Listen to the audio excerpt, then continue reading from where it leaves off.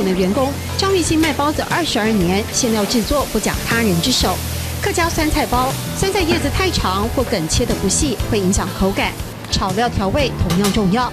我的炒的料，我连味精都没有加，都加那个香菇粒啊，天然的。坚持每个细节都要精准。和了老面的面团要加冰水，特别摆了温度计控温。揉压面团虽然有机器帮忙，却要反复来回好几次。就像那个葱油饼一样，不断的折起来才有很多的层次啊。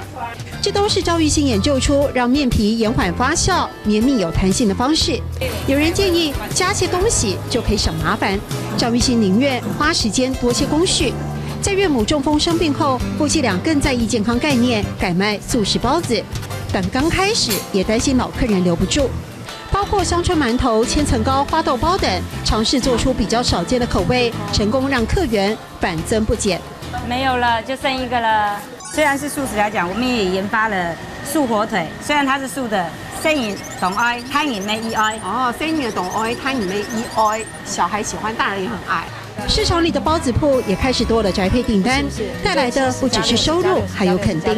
有一个新庄的小姐，她说我们家楼下卖馒头，她不去买。我问她为什么？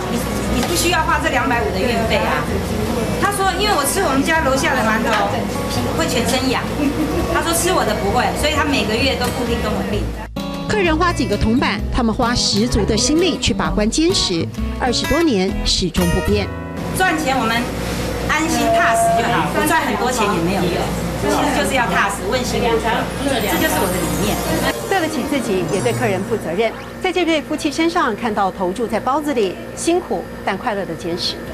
生嘅凍愛，攤完咩意愛；生嘅凍愛，攤完咩意愛。